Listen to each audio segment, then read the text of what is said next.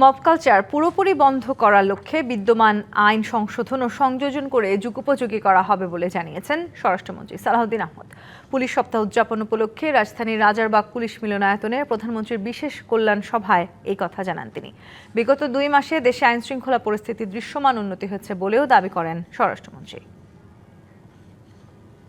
মাদকের বিরুদ্ধে zero tolerance নীতি গ্রহণ করা হয়েছে এবং এই লক্ষ্যে 30 এপ্রিল 2026 তারিখ হতে স্বরাষ্ট্র মন্ত্রণালয়ের নির্দেশনায় দেশব্যাপী মাদকের বিরুদ্ধে সমন্বিত অভিযান শুরু হয়েছে।